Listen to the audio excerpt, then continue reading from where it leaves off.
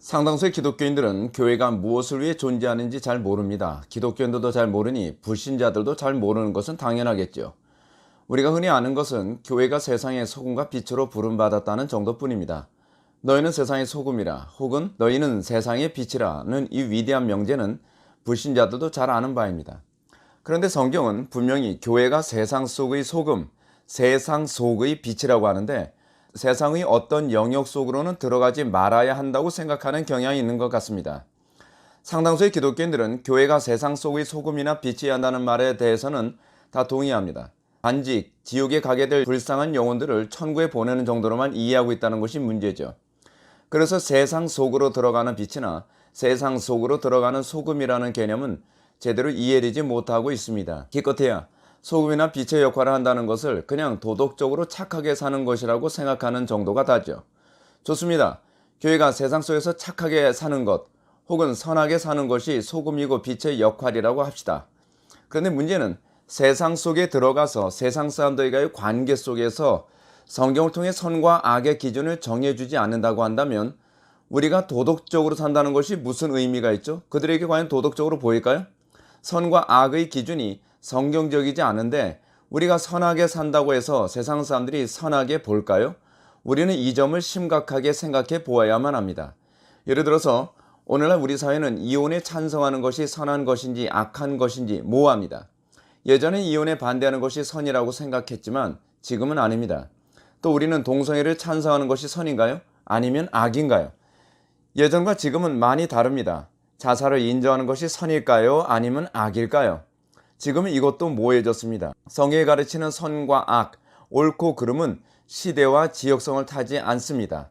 그런데 이렇게 시대와 지역성을 타지 않는 도덕성이 시대에 따라 자꾸 바뀝니다. 이렇게 된 데는 교회가 성경으로 세상의 기준을 삼아주지 않았기 때문에 그렇습니다. 그 결과 교회는 점점 세상 사람들로부터 악으로 규정되어져 가고 있는 실정이 있습니다. 이런 상황이 점점 심각해지면 교회는 사회에서 제거되어야 할 대상이 되고 그 결과는 박해로 나타납니다. 이것은 역사가 말해주는 교훈이죠.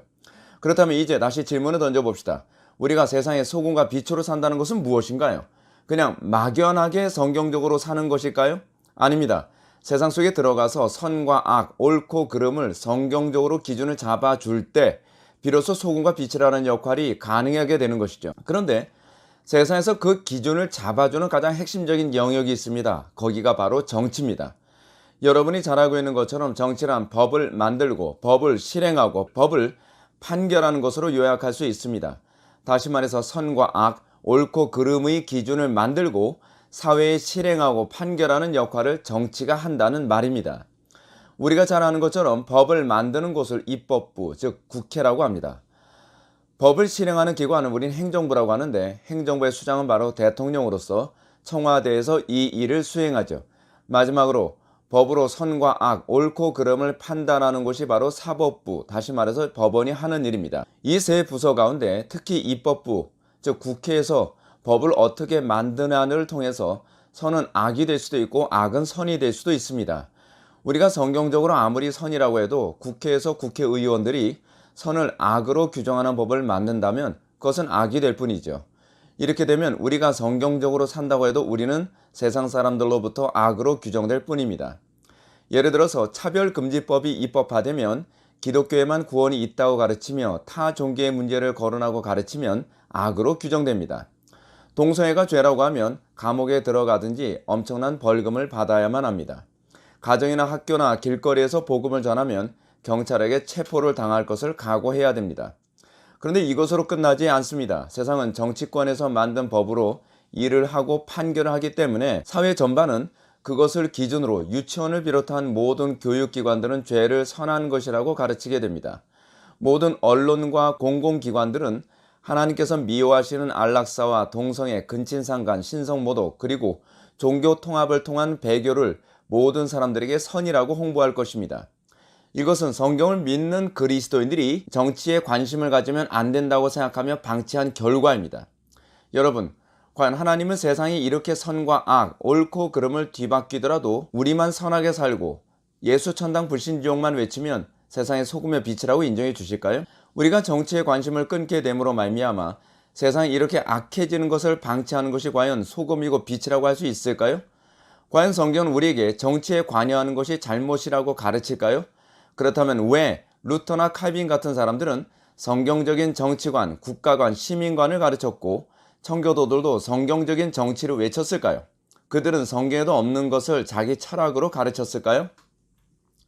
오늘날 기독교가 정치에 관심을 가져서는 안 된다고 생각하게 된 것은 성경의 가르침이 아닙니다. 그것은 도리어 정치권이 교회가 세속 정치에 대해서 관심을 갖지 못하도록 주입한 교육의 결과일 뿐입니다. 오늘날 교회를 다니지 않는 사람들뿐만 아니라 교인들조차도 목사님들은 성경만 가르쳐야지 정치에 관심을 가져서는 안 된다고 주장합니다.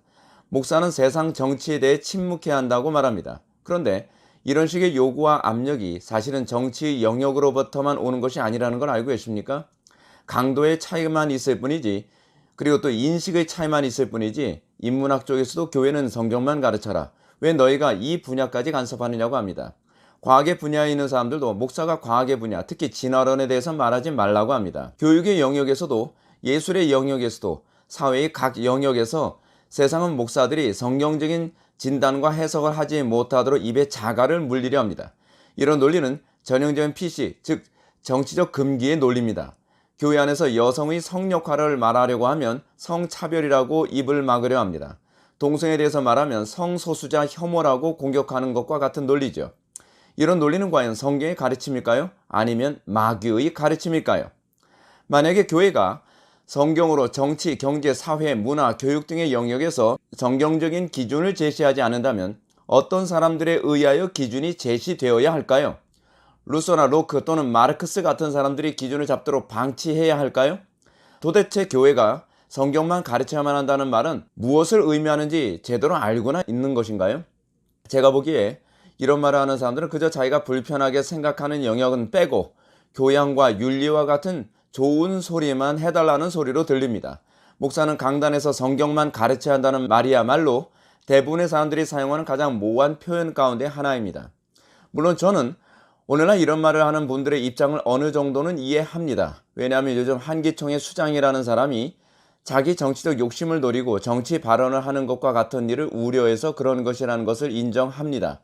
저도 개인적으로 목사가 강단을 통해서 특정 정치가나 정당을 지지하는 발언에 대해 반대할 뿐만 아니라 아주 불쾌하게 생각합니다. 그러나 목사가 강단에서 성경적인 정치관을 가르치는 것과 특정 정당이나 정치인을 지지하며 현실 정치에 직접 관여하는 것은 완전히 다른 얘기입니다. 이것은 정치적으로 좌익 진영에 있든지 보수 진영에 있든지 명확하게 생각해 보아야 할 부분입니다. 왜냐하면 교회는 분명히 성경적인 정치관을 가지고 있어야 하지만 그렇다고 해서 현실 정치에 참여하기 위한 정치 모임이 아니기 때문에 그렇습니다. 교회가 직접적으로 현실 정치에 참여하게 된다면 교회가 추구하는 메시아는 그리스도가 아니라 정당과 정치가가 될 뿐입니다. 저는 여기서 제 주장에 대한 오해를 최소화하기 위해 정교 분리라는 말부터 설명하고 싶습니다. 우리가 흔히 알고 있는 정교 분리라는 말은 교회가 정치에 관심을 끊어야 한다는 원칙이 아닙니다. 정교 분리의 원칙은 정반대의 의미로 만들어진 법입니다. 정교 분리의 법을 이해하려면 이 법이 만들어진 역사적 배경을 먼저 이해해야 합니다.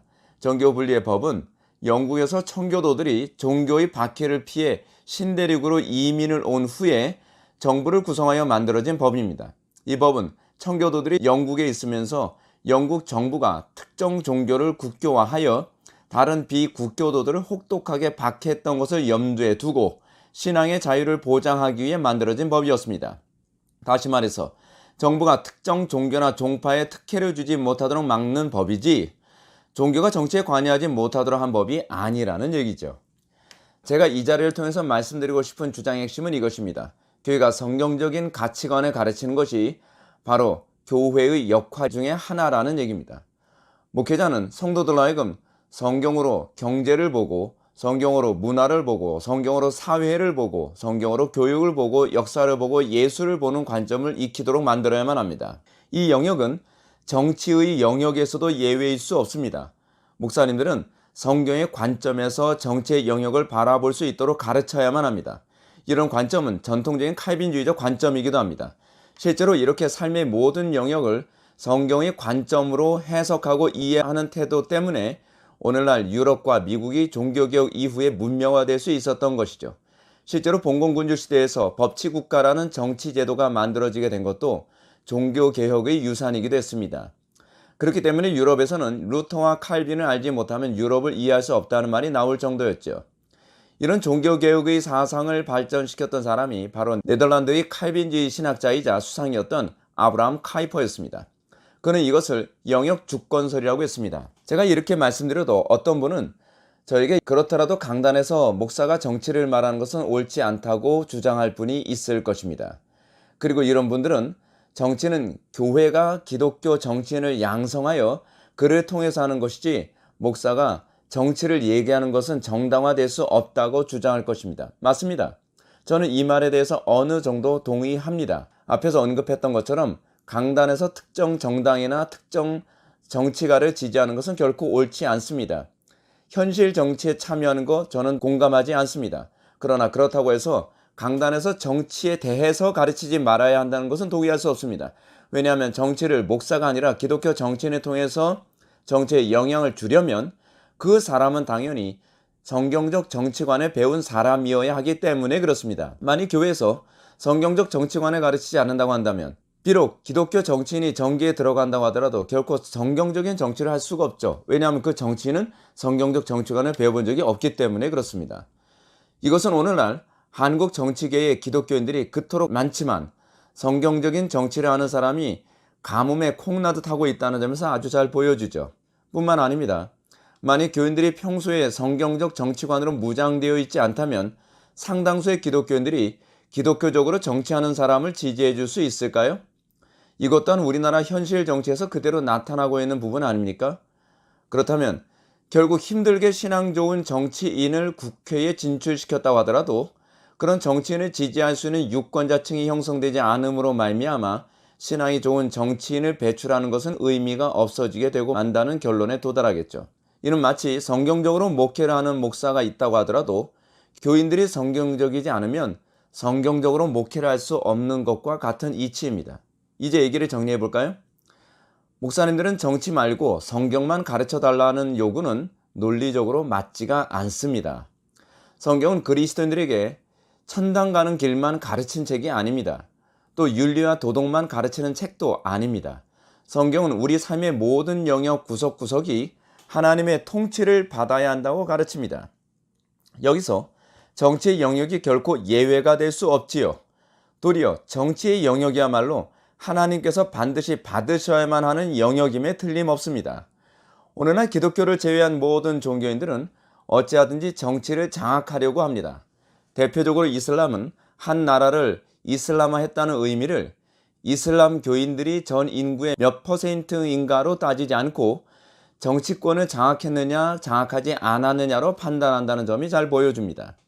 정치만 장악하면 한 나라를 이슬람이 원하는 대로 바꿀 수 있다는 것을 그들이 알고 있는 것입니다. 실제로 중동의 어떤 기독교 국가는 그렇게 이슬람화 되었습니다. 그 결과 그들이 어제까지만 해도 누리던 모든 자유는 한순간 박탈되고 기독교인들은 다 말살되어야만 했습니다. 우리가 잘 아는 말이죠. 자유는 공짜가 아니다. 그렇습니다. 자유를 누리기 위해서는 날마다 그 가치에 합당한 비싼 대가를 치러야 합니다. 여기에 신앙의 자유도 예외일 수 없습니다. 그 대가를 치르기 위한 핵심적인 영적 전쟁터 가운데 하나가 바로 정치의 영역입니다. 회복의 교회 김민호 목사였습니다.